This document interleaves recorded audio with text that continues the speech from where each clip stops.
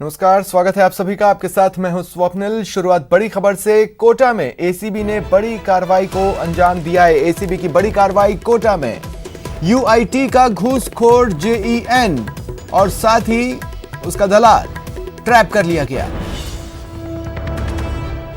40,000 की रिश्वत लेते इन्हें पकड़ा गया है। पीएम आवास योजना में मकान दिलवा देंगे, इसकी एवज में ये रिश्वत मांगी गई थी।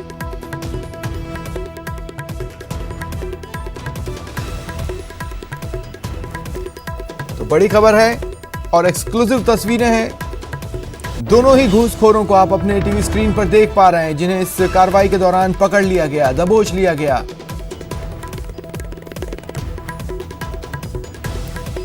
और सीधा रुख करेंगे सहयोगी शाकिर का, जो इस वक्त हमारे साथ जुड़ रहे हैं। शाकिर, चंद पैसों के लिए अपने ईमान का सौदा कर दिया था। एक बड़ी कार्रवाई, एक बड़ी सफलता। जी बिल्कुल स्वप्निल, बड़ी कार्रवाई है और बड़ा घोटाला ये सामने आएगा, क्योंकि जिस तरह से एसीबी को लगातार लग रहा है जो आरोपी के घर पर से तलाशी की जा रही है, उस तलाशी में अब तक 7 लाख रुपए बरामद हो चुके हैं लगातार। क्योंकि जिस तरह की शिकायतें मिल रही थी और अनलॉक जैसे ही शुरू हुआ, उसके बाद एसीबी एक्शन में आई। कोटा संभाग में ये चौथी बड़ी कार्रवाई एसीबी की है और आज जो है घूसखोर जेईएन को 40,000 की रिश्वत लेते रंगे हाथों पकड़ा, उसके दलाल को भी पकड़ा। बड़ी बात स्वप्निल इस पूरे मामले में यह है कि घूसखोर जेईएन मौके से फरार हो गया था। एसीबी की टीम ने उसका लगातार पीछा किया और 3 घंटे की कड़ी मशक्कत के बाद पुलिस की टीम की भी मदद ली गई और 25 से ज्यादा ऐसे मकानों की तलाशी ली गई जहां पर उनको लग रहा था कि ये यहाँ छिपा हो सकता है। एक मकान के अंदर वो पलंग के नीचे छिपा हुआ मिला है। एसीबी की टीम पकड़कर यहाँ पर लेकर के आई है। एएसपी चंद्रशील ठाकुर जो है वो लगातार अब इस पूरे मामले में पूछताछ कर रहे हैं, क्योंकि जो जिस तरह की बात सामने आई है कि पीएम आवास योजना के तहत जो राशि है उसको निकलाने की एवज में ये रिश्वत मांगी गई थी और ये लंबे समय से खेल चल रहा था। और जब रिश्वतखोर जेईएन के घर पर जो दूसरी टीम ने दबिश दी है, जो तलाशी कर रही है, उसको कुछ ही देर में करीब 7 लाख रुपए नकद मिल चुके हैं और उम्मीद ये की जा रही है कि पैसा बड़ी मात्रा में वहां से बरामद होगा और ये पूरी की पूरी जो चेन है रिश्वतखोरों का, ये जो पूरा का पूरा रैकेट है, इसके तार जो है जुड़ते चले जाएंगे। ऐसी उम्मीद एसीबी की टीम को है लगातार, क्योंकि जब से आरोपियों को पकड़ा है उसके बाद से लगातार जो है टीम पूछताछ में जुटी हुई है। मैं बात करने की भी कोशिश करता हूं। चंद्रशील ठाकुर जो है वो कुछ बता रहे हैं इस कार्रवाई के बारे में। दिक्कत भी बहुत आई थी इसको पकड़ने में, ये क्या है, काफ़ी इसको सूचना मिल गई थी, क्योंकि हमने हमारी टीमें इसके घर पे भी थी और यूआईटी पर भी थी, लेकिन ये इस दौरान बीच में कहीं पर अपने वाहन में था, तो ये रास्तों पे भागता रहा, कभी रावत भाटा की तरफ, कभी सिटी की तरफ, और हमारी टीमें लगातार पीछा करती रहीं। हमने जिला पुलिस की टीमों का भी सहयोग लिया और फाइनली काफ़ी तलाशी के बाद ये एक जगह से हमें पलंग के नीचे छुपा हुआ मिला, जिसको कि हमने दस्तयाब किया। इसकी गाड़ी को भी इन्होंने ढक के गाड़ी को छुपाने का प्रयास किया था, अपनी गाड़ी को, तो उसकी गाड़ी भी दस्तयाब होगी, ये पकड़ा गया। इसके घर की तलाशी चल रही है एक टीम द्वारा, जो रमेश इंस्पेक्टर हैं, और वहाँ पे काफ़ी बड़ी मात्रा में नकदी जो है अब तक तकरीबन 6,90,000 की नकदी मिली है। अभी तलाशी चल ही रही है और उम्मीद है बड़े खुलासे होंगे। अभी चल रही है, तलाशी चल रही है। इसके अलावा जो हमें सूचना मिल रही है कि ये काफ़ी लोगों से इसने पैसे लिए थे। तो ठीक है, शुक्रिया शाकिर तमाम जानकारी के लिए। और एसीबी की बड़ी कार्रवाई से जुड़ी बड़ी खबर जयपुर से भी आ रही है। यहां आरएसआरडीसी का एक अधिकारी ट्रैप किया गया है। 3.5 लाख की रिश्वत लेते ये ट्रैप कर लिया गया। अधिकारी के घर पर फिलहाल कार्रवाई चल रही है। एडीजी दिनेश एमएन ने इस कार्रवाई की पुष्टि की है। और ज्यादा जानकारी के लिए बात करते हैं सहयोगी राकेश गुसाई से। राकेश, क्या जानकारी है? 3,65,000 तकरीबन 65,000 रुपए कैश बताया जा रहा है। 3,65,000 रुपए का ये पूरा ट्रैप है। एक्शियन रैंक के हैं आरएसआरटीसी के अंदर ये अधिकारी, और एसीबी के पास में परिवार आया था तकरीबन 7 दिन पहले, जिसकी पुष्टि होने के बाद में मोबाइल सर्वेलेंस पर रखने के बाद में आज परिवादी द्वारा आरोपी एक्शियन को पैसा देना था और पैसा लेते हुए एक्शियन अपने घर के अंदर ही ट्रैप हुआ है और एसीबी के अधिकारी अभी उस आवास के ऊपर ही इस चीज को काम कर रहे हैं। इसके अलावा दूसरी चीज ये है कि उनके आवास और ऑफिस दोनों को सीज करने के लिए अलग टीमें भेजी गई हैं, जो कि उनके कार्यालय के अंदर भी इस समय ट्रैप की कार्रवाई के बाद में उनके कार्यालय को भी सीज करके वहां पर भी दस्तावेज और जो लैपटॉप्स वगैरह वगैरह यहाँ पर जो मिले हैं, दस्तावेज जो वहां पर मिले हैं, उनको सीज करने का काम किया जा रहा है। एडीजी दिनेश एमएन एसीबी में जो है, उन्होंने का कहना है कि इस संबंध के अंदर अभी कुछ नाम डिक्लेयर नहीं किए गए, क्योंकि ये कार्रवाई कुछ बड़ा रूप भी ले सकती है। इसके कारण से अभी किस व्यक्ति विशेष को ट्रैप किया गया और कहां पर ये ट्रैप की कार्रवाई को अभी किया जा रहा है, इसको थोड़ा गोपनीय रखा गया है। लेकिन ये है कि एक्शन स्तर के अधिकारी हैं और आरएसआरटीसी के अंदर 3,65,000 रुपए की रिश्वत लेते हुए ये ट्रैप हुए हैं। स्वप्निल, शुक्रिया तमाम जानकारी के लिए। बात करते हैं जोधपुर में लुटेरों के आतंक की। शहर के सबसे बड़े मार्केट में दिन दहाड़े लूट को अंजाम दिया गया। दो युवकों ने फिल्मी अंदाज में एक ज्वेलरी शॉप में ग्राहक बनकर घुसकर लूट की वारदात को अंजाम दिया। लुटेरों ने पहले सोने की रिंग मांगी। दुकानदार ने जैसे ही लॉकर खोला, लुटेरों ने बंदूक तानी और उसको बंधक बनाकर लूट लिया। पुलिस अब सीसीटीवी फुटेज खंगाल रही है।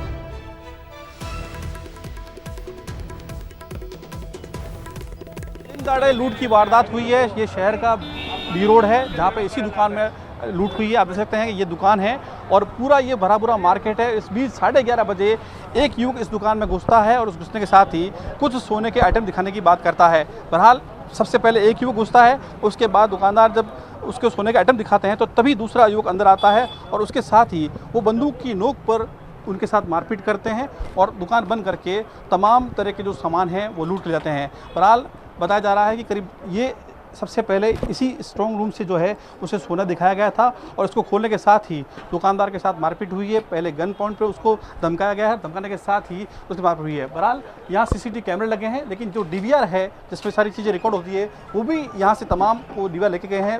व्यापारी का मोबाइल भी लेके गए हैं और फिलहाल व्यापारी की स्थिति ठीक नहीं है, उसे अस्पताल में एडमिट कराया गया है। लेकिन पुलिस अब मौके पर पहुंची है और ये देखिए पूरा सामान यहाँ तितर बितर किया गया है। तमाम चीज़ें जो हैं टेप से, ये देखिए ये टेप है, इस टेप से व्यापारी को बांधा गया है। जैसा कि यहाँ बता रहे हैं कि पहले उसके मुंह को टेप से बांधा गया है, उसके बाद उनके साथ मारपीट की गई है। और इतनी बड़ी घटना इस बड़े मार्केट में होना कहीं ना कहीं सवालिया के निशान खड़े करती है, सुरक्षा पे सवाल उठाती है। लेकिन फिलहाल यहाँ पे लगातार जो है वो पहुँचे हैं। हैरान करने वाली घटना है। लेकिन सबसे बड़ी बात यह है कि आखिर इतने बड़े मार्केट में इस तरह की घटना सुरक्षा व्यवस्था पर सवाल खड़े करती है। बहरहाल पुलिस ने पूरे शहर में नाकाबंदी करा दी है और लुटेरों की तलाश की जा रही है। सहयोगी शेर सिंह के साथ ललित सिंह, न्यूज़ 18 जोधपुर। जंग तो हम कोरोना से लड़ रहे हैं, जिसमें सबसे ज्यादा जरूरी है सोशल डिस्टेंसिंग, लेकिन तस्वीरें इसके उलट आ रही हैं। तस्वीरें बयां कर रही हैं हम कितना 2 गज दूरी का पालन कर रहे हैं। पहली तस्वीर जयपुर सचिवालय की है, जहां कंप्यूटर ऑपरेटर्स 3 महीने से वेतन नहीं मिलने पर धरना दे रहे हैं। इस दौरान सभी 2 गज की दूरी भूल गए।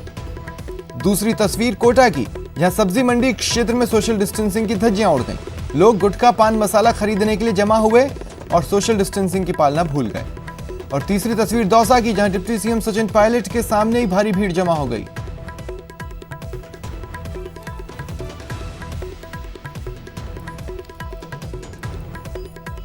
आवाजाही नियंत्रित करने के सरकार के फैसले के बाद गुटखा तंबाकू की दुकानों पर लोगों की खासी भीड़ उमड़ रही है।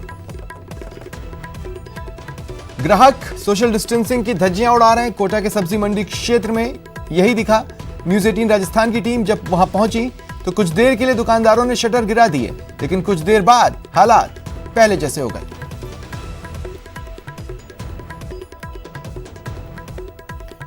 और बात कर ले दौसा की, यहां डिप्टी सीएम सचिन पायलट के सामने ही सोशल डिस्टेंसिंग की धज्जियां उड़ गईं। मौका था स्वर्गीय राजेश पायलट की पुण्यतिथि का। प्रदेश कांग्रेस कमेटी के अध्यक्ष और डिप्टी सीएम सचिन पायलट जैसे ही दौसा जिले के भंडाना में पहुंचे तो समर्थकों की भारी भीड़ जमा हो गई। और सोशल डिस्टेंसिंग का क्या हुआ वो आप इन तस्वीरों में ही देखिए। इसके बाद सचिन पायलट ने राजेश पायलट स्मृति स्थल पर पुष्प अर्पित किए। इस दौरान हालांकि भीड़ कम थी, लेकिन बाद में स्मृति स्थल के पास ही एक जल मंदिर का उद्घाटन हुआ, जहां भारी भीड़ जमा हो गई। लोग सोशल डिस्टेंसिंग को कितना याद रख रहे थे ये आप इन तस्वीरों में ही देखते रहिए। वहीं सचिन पायलट भी भीड़ के अंदर मौजूद रहे और जैसे तैसे बाहर निकलकर अपनी गाड़ी में बैठकर जयपुर के लिए रवाना हुए।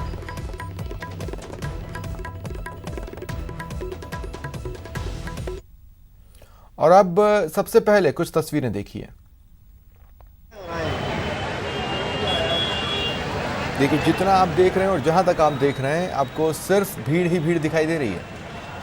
सोशल डिस्टेंसिंग का क्या हुआ वो आपको दिखाई दे रहा है। मखौल उड़ रहा था, कोई भी 2 गज की दूरी की पालना नहीं करना चाहता। तस्वीरें भरतपुर की एक निजी अस्पताल के पास आस्था का सैलाब उमड़ पड़ा, जहां सोशल डिस्टेंसिंग पर आस्था भारी पड़ गई। यहां भोले बाबा नाम के संत अपना चेकअप कराने निजी अस्पताल पहुंचे, जहां उनके भक्त उनके दर्शनों को लेकर उत्साहित हो गए।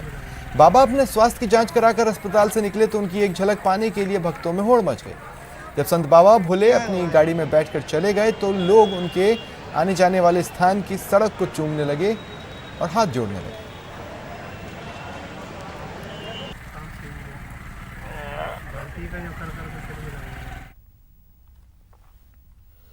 चूरू के सरदार शहर में कर्फ्यू के दौरान 14 अप्रैल को दिव्यांग की बेरहमी से पिटाई करने के मामले में जांच अधिकारी पर सवाल उठने लगे हैं।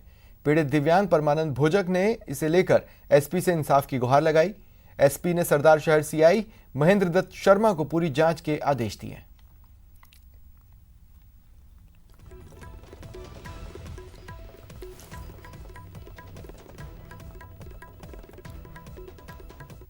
थाना अधिकारी जिसके पास जांच है, उन्होंने मेरे बच्चों को स्टेटमेंट के आधार पर न तय फाइल लिखी और न मेरे गवाह बयान लिए सारे मुलजिमों को बाहर निकाल दिया और मुझे बोलते हैं कि आप कागज़ पेश कर दो।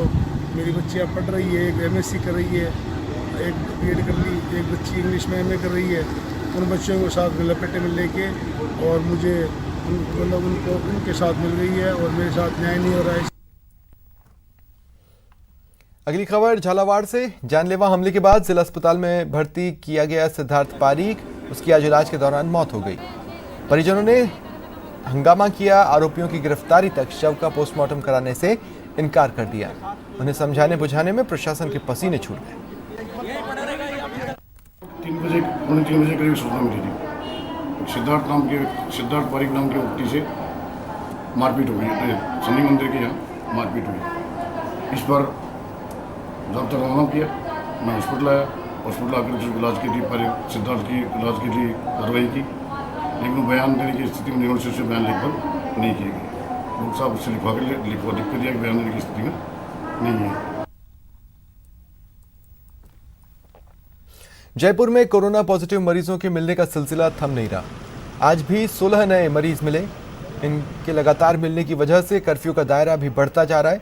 जयपुर के 6 थाना क्षेत्रों के चिन्हित इलाकों में आज कर्फ्यू लगाया गया।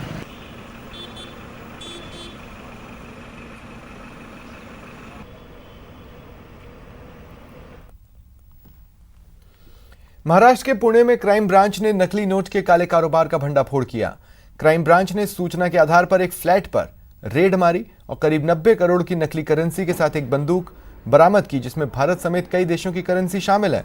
भारतीय सेना में काम कर रहे एक जवान समेत 6 लोगों को गिरफ्तार किया गया। आज उसी के अनुसार सुबह से कार्रवाई चालू है एंड विमाननगर के संजय पार्क एरिया में एक फ्लैट के अंदर से कुछ फेक करेंसी जब्त किया गया है।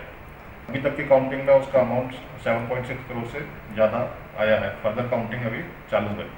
कितना हो सकता है, कौन सा रैकेट है, इसमें कितने लोग इन्वॉल्व हैं? इसमें अभी तक 6 लोगों को हिरासत में लिया गया है, जिसमें एक मुख्य आरोपी सर्विंग आर्मी पर्सन है। इसके अलावा बाकी सब सिविलियन है। ब्रेक के बाद स्वागत है आप सभी का। प्रदेश में टिड्डियों का खौफ जारी है, जिसे लेकर किसान परेशान है। हालांकि प्रदेश में टिड्डियों को भगाने के लिए कई तरह के तरीके अपनाए जा रहे हैं, लेकिन टिड्डियों का टेरर कम होने का नाम नहीं ले रहा।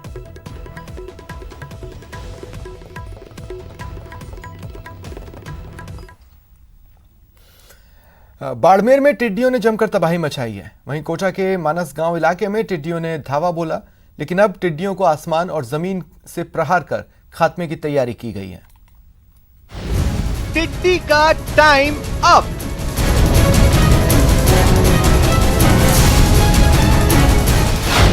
उड़ते आतंक का अंत होगा।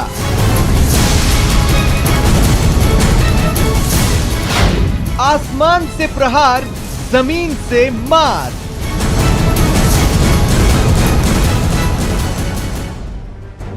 टारगेट तय है, तैयारी पूरी है।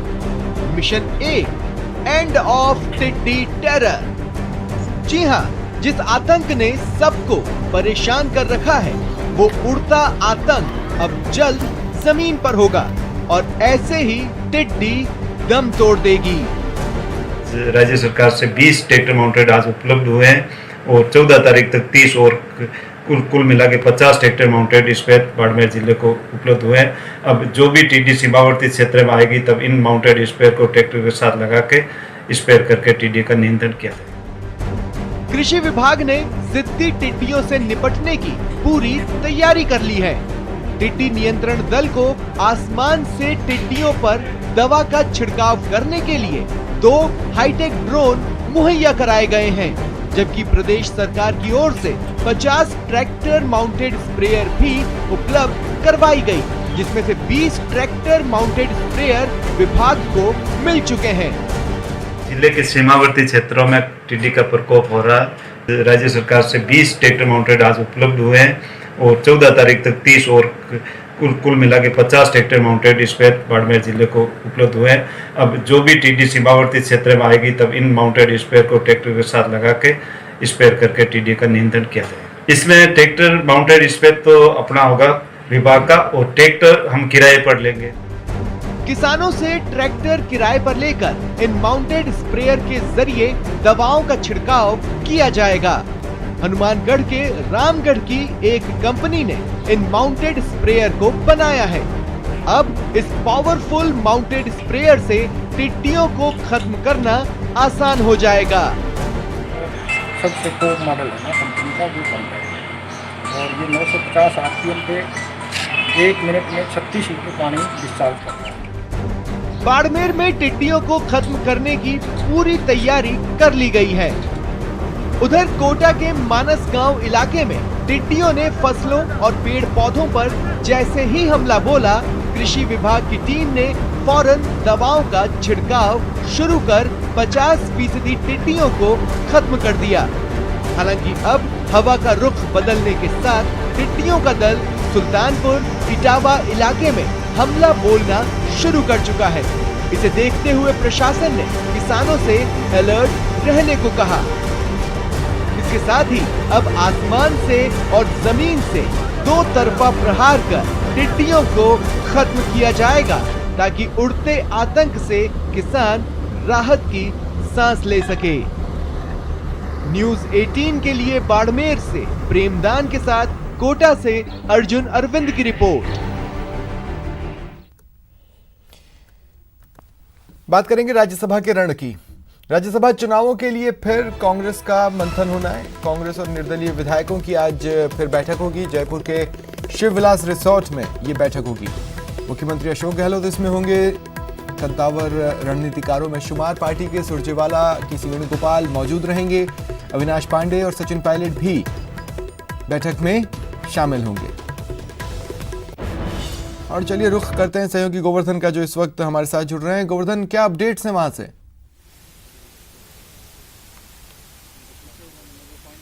देखिए, शिवविलास रिजोर्ट में आज भी कांग्रेस के जो विधायक हैं उनकी और निर्दलीय विधायकों की बैठक होनी है, जिसमें अगली रणनीति पर विचार किया जाएगा। जो दिग्गज नेता हैं वो इन सब विधायकों को आगे एकजुट रहने को लेकर के टिप्स देंगे और इसी को लेकर के यहाँ पर इन विधायकों को संभावना इस बात की है कि वोटिंग तक 19 तारीख तक अब यहीं पर रहना होगा। ज़्यादातर विधायकों के लिए यहाँ पर कमरे बुक हैं और सबको कल ही कमरे की चाबियाँ दे दी गई थी। अपनी सुविधा के हिसाब से उनको आज 5 बजे तक यहाँ पहुँच जाने के लिए कहा गया था। तो विधायकों के आने का सिलसिला भी शुरू हो चुका है, क्योंकि 6:30 से 7 बजे के आसपास ये बैठक शुरू हो जाएगी। अविनाश पांडे जो प्रदेश प्रभारी हैं वो भी 6:30 बजे तक सड़क मार्ग से दिल्ली से यहाँ शिवविलास सीधे पहुंच जाएंगे और उसके बाद में जो तमाम बड़े नेता हैं वो भी यहाँ पर आएंगे और विधायकों के साथ में बैठक करेंगे। फिलहाल काफ़ी विधायक यहाँ पर पहले पहुँच गए थे। करीब 30-35 विधायक हैं वो अब तक यहाँ पर पहुँच चुके हैं और विधायकों के आने का सिलसिला लगातार जारी है।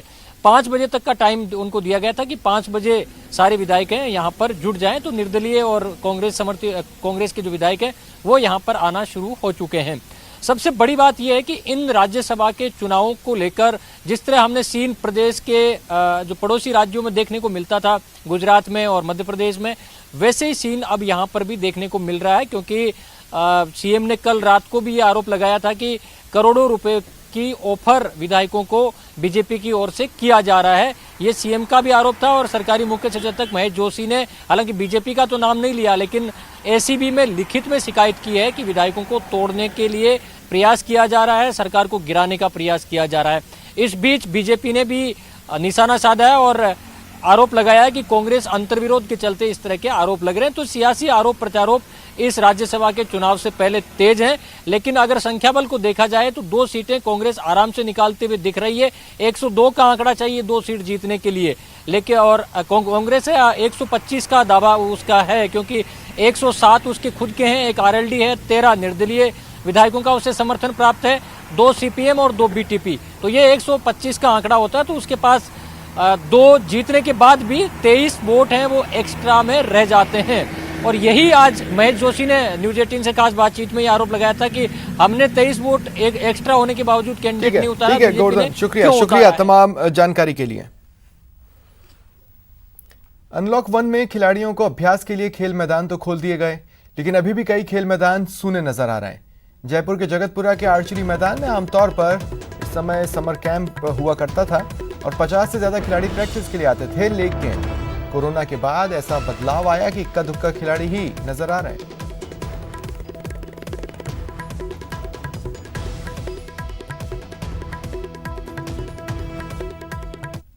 संकट ने खेलों की तस्वीर बदल दी है। 2 सप्ताह हो गए हैं कोरोना संकट के बाद लॉकडाउन में राहत दिए हुए और खेल मैदानों में वापस से खेल की शुरुआत किए हुए। किस तरह से अब आप देख रहे हैं यहाँ पर क्या चेंजेस हुआ है? सबसे पहले तो खिलाड़ी कब से यहाँ पर आना शुरू हुए, कब से आप लोग को यहाँ पर राहत मिली और उसके बाद में अब क्या तस्वीर है? 19 मई से सर हमारा यहाँ पे लॉकडाउन खत्म हुआ था। 19 मई के बाद में हमारा जो डिपार्टमेंट है खेल परिषद ने इनिशिएटिव लिया कि यहाँ पे जो प्लेयर्स हैं अभी बीच में जो इतना लंबा जो लॉकडाउन था उसके अंदर की कैसे थे, तो बीच में हमारे यहाँ पे सुबह 8 से 10 और शाम को 4 से 6 का टाइमिंग शुरू किया और जो भी अपनी जो गाइडलाइन है गवर्नमेंट की, उन गाइडलाइन को फॉलो करते हुए हमारा यहाँ पे ग्राउंड को कंटिन्यू कर रहे हैं। अभी भले ही खिलाड़ी या तीरंदाज बहुत कम आ रहे हैं, लेकिन किस तरह से यहाँ पर जब आ रहे हैं तो सुरक्षित माहौल यहाँ पर आपकी तरफ से दिया जा रहा है, किस तरह से उनको कोरोना गाइडलाइन के बारे में बोला गया, क्या उसका पालन कर रहे हैं? सोशल डिस्टेंस का हम लोग यहाँ पे विशेष ध्यान रख रहे हैं। एक जो आरोग्य सेतु ऐप होती है वो है सभी बच्चों के हाथ के अंदर, और अपना खुद का सैनिटाइजर किट बच्चे यूज करते हैं और बच्चे यहाँ पे काफी दूर दूर आपस में करते हैं प्रैक्टिस। हम यहाँ पर कुछ खिलाड़ियों से भी बात करेंगे। कब से आप यहाँ पर आ रहे हैं और किस तरह से आप लोग का अभ्यास यहाँ पर चल रहा है? सर जब से लॉकडाउन खुला जब से आ रहे हैं। लॉकडाउन में जब से रियायत मिली तब से आप आ रहे हैं, लेकिन यहाँ पर खिलाड़ी की संख्या महज 4-5 ही नजर आ रही, क्या कारण है? सर शाम को भी आते हैं, सुबह भी आते हैं, टाइमिंग है उससे सबसे पहले की तुलना में फर्क तो बहुत बड़ा है। Yes sir. कितने लोग पहले आ जाते थे यहाँ पर, क्योंकि काफी भरा पूरा रहता था ये मैदान और काफी खिलाड़ी गर्मियों के दिनों में यहाँ पर आते रहे? यस सर, पहले पुलिस वाले भी आते थे और अपने निजी मामले वो भी आते थे बंदे। कैमरा पर्सन यासीन के साथ महेश ताधीच, न्यूज 18 जयपुर। कोरोना के खतरे के कारण स्कूल कॉलेज बंद हैं, ऐसे में राज्य सरकार ऑनलाइन एजुकेशन के लिए स्माइल प्रोग्राम चला रही है। साथ ही स्कूल कॉलेज भी कई ऐप्स के जरिए ऑनलाइन एजुकेशन दे रहे हैं, लेकिन इस ऑनलाइन एजुकेशन में छात्रों के साथ साथ अभिभावकों की जिम्मेदारी और चिंता बढ़ गई है। ये ऑनलाइन एजुकेशन साइबर क्रिमिनल्स को मौका उपलब्ध करा रहा है। इंटरनेट पर पढ़ाई करने के दौरान बच्चे अनवांटेड और अनऑथराइज्ड कंटेंट या लिंक पर जा सकते हैं, जिससे आपकी और आपके परिवार की निजी जानकारी, यहाँ तक कि आपके बैंक अकाउंट्स जैसी गोपनीय जानकारी भी लीक हो सकती है। कोविड बीमारी के कारण पूरे विश्व में लॉकडाउन किया गया। उस लॉकडाउन के दौरान बच्चों की स्टडी पर विशेष ध्यान देने के लिए विभाग ने ऑनलाइन स्टडी शुरू की। ऑनलाइन स्टडी के दौरान बच्चों के हाथ में मोबाइल दिया गया। मोबाइल अगर बच्चों के हाथ में आता है तो मोबाइल के अंदर बहुत से लिंक होते हैं और उन लिंक के खुलने से बहुत सी चीज़ें हमारी आउट होती है। कोरोना महामारी के चलते हुए सभी स्कूल कॉलेजों द्वारा बच्चों की शिक्षा हेतु इंटरनेट का उपयोग अधिक से अधिक करने के लिए शुरू किया गया है, ताकि बच्चे शिक्षा ग्रहण कर सकें। मैं बच्चों से निवेदन करना चाहता हूं कि वो किसी भी अनचाहे लिंक पे क्लिक ना करें, जिससे कि आपके परिवार या आपके परिवार से जुड़े किसी भी मेंबर के बैंक अकाउंट से रिलेटेड जानकारियों को लीक होने से बचाया। जयपुर एयरपोर्ट की यात्री भार की वार्षिक रिपोर्ट आ गई है, जिसमें यात्री भार में जबरदस्त गिरावट है। इसमें न सिर्फ अंतर्राष्ट्रीय बल्कि घरेलू यात्री भार में भी भारी गिरावट आई है। अंतर्राष्ट्रीय यात्री भार में गिरावट की बात करें तो साल 2018-2019 में कुल 6 लाख से ज्यादा लोगों ने यात्रा की थी, जबकि साल 2019-2020 में यात्रियों की संख्या घटकर 5,28,000 रह गई। वहीं घरेलू यात्री भार में भी भारी गिरावट है। 2018-2019 में 54,71,000 लोगों के मुकाबले 2019-2020 में 50,31,000। यात्री भार में गिरावट की वजह डोमेस्टिक और इंटरनेशनल एयरपोर्ट को अलग करने का काम पूरा नहीं होना माना जा रहा है। बची खुची कसर कोरोना ने पूरी कर दी।